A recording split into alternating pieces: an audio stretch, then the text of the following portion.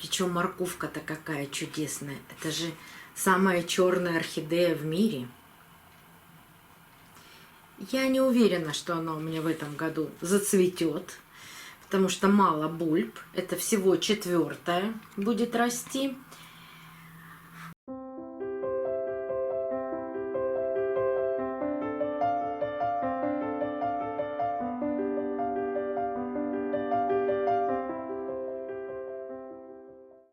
Мне хвост слегка мешает. Уберет он хвост.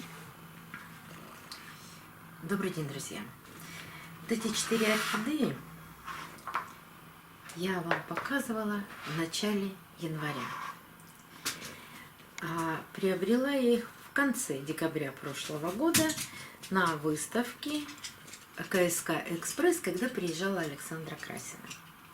Мне очень хотелось попробовать вырастить совершенно новые для меня орхидеи. Это талумнии, вот их 3 штучки. Они все разные, с разными названиями, наверняка и с разным цветением. И орхидею катасетум. Чаще ее у нас называют морковка. Вот прошло более 4 месяцев. Могу вам показать результат. С морковкой все значительно проще. У нее появился новый рост, так как и положено. В конце зимы маленький новый ростик.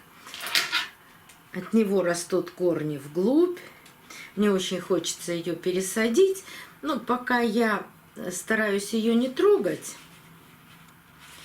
Причем морковка-то какая чудесная. Это же самая черная орхидея в мире. Я не уверена, что она у меня в этом году зацветет, потому что мало бульб. Это всего 4-я будет расти. А обычно орхидеи цветут, когда у них достаточное количество вот этих старых бульб, наверное, не менее 5. Но так как все бульбовые орхидеи, чем больше старых бульб, тем больше запасов питательных веществ, тем больше возможностей им отдавать новому росту эти питательные вещества. И, конечно, тогда, когда орхидея взрослая, наступает цветение. Здесь примерно то же самое. Но я очень рада, что появился рост. Интересно, какой он вырастет, потому что, как и все орхидеи, сначала маленький ростик, и вот такая получилась бульба. Крупнее, еще крупнее. Вот это должна быть даже выше последней бульбы. И только когда орхидея станет взрослой и наберет много сил, тогда она будет цвести. Но я очень рада, что получился вот такой чудесный ростик, пока это растет все. Ну, может быть, вдруг появится цветонос, но я на это не рассчитываю. Даже в этом покупном пластиковом стакане мягкий горшок я орхидею удобряю. Единственное, что я сделала, я отрезала часть этого пластикового стакана, потому что он был вот такой высокий, и там все было влажно, и орхидея находилась очень глубоко в этом стакане. Вот я его обрезала. И теперь мне все видно. Пересадить хочу, но может быть чуть позже, может быть через месяц. Даже не пересадить, а просто перевалить. Там наверняка у нее мох в основном стакане, потому что вот здесь вот по краю насыпана просто кора. Причем кора такой крупной фракции. А я бы хотела насыпать кору мелкой фракции. Ну, в общем, с этим я еще потерплю с месяц и пересажу. А вот эти орхидеи, когда я их приобрела, я изучила много информации, как они растут. Но таких естественных условий я им создать не могу. Хотела небольшую емкость с отверстиями найти, насыпать туда коры и мха и поставить их, но подходящего размера так и не нашлось. Я их поставила вот в такие небольшие стаканчики, вот эти 2, а эту все-таки экспериментально посадила в мелкую кору. И все пишут, что нужно утром, чтобы корни были влажные, они очень похожи на вот эти воздушные орхидеи, примерно так же растут, как ванды, потом корни должны за день просохнуть. Вот хочу вам сказать, я делала все почти наоборот. Я положила в эти маленькие стаканчики мох и мелкую кору. Да, согласна, я не посадила их до самого верха. Ну, опять же, я все время экспериментирую. Вот здесь, видите, посажено вровень с горшком, а здесь все наоборот. Но при этом удивительно, орхидеи, вот они, пускают корешки внутрь грунта, ну, то есть в глубину. И корешки выросли. Вот их все не видно, но они есть. Вот я не могу уже достать орхидею.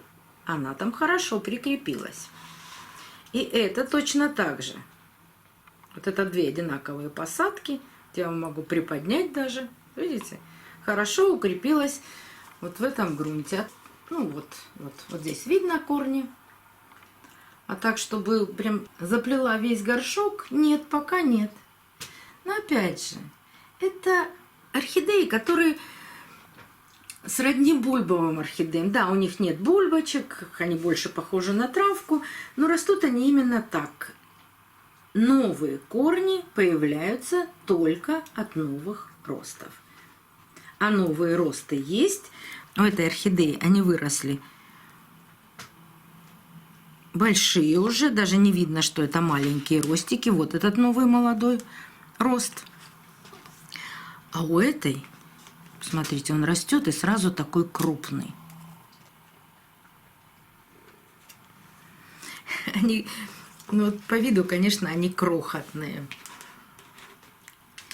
Вот это была самая слабая орхидея. У нее всего было две вот этих, я даже не знаю, как их и бульбами-то назвать нельзя.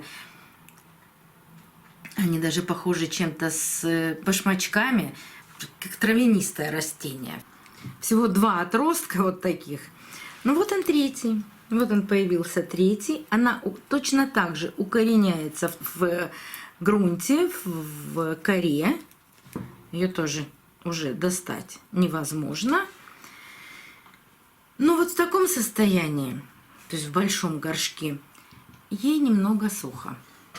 Вот грунт для нее суховат, и приходится опрыскивать. Там тоже есть небольшое количество мха внутри. Вот я каждое утро опрыскиваю вот эту часть грунта. Стараюсь не попасть на само растение. Хотя во всех описаниях было очень интересно написано. Вы можете погрузить его полностью в воду, а потом достать, и пусть оно просыхает.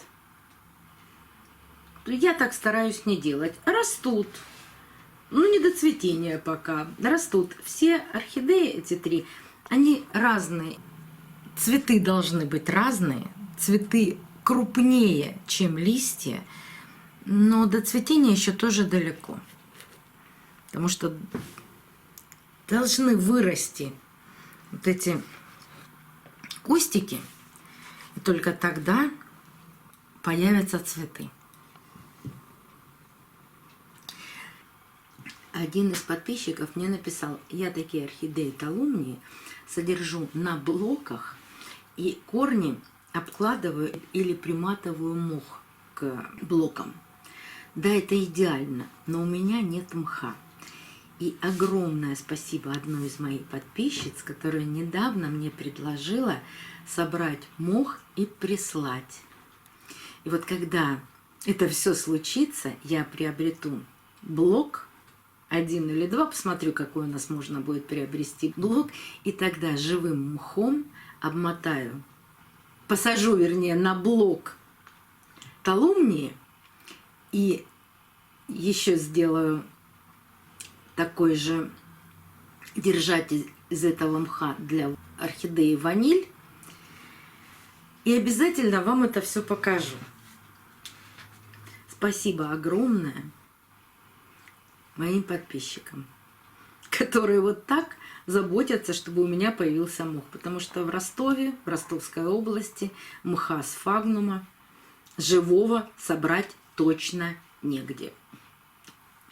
Будем ждать посылку и будем делать пересадки. До новых встреч, друзья! Увидимся на канале.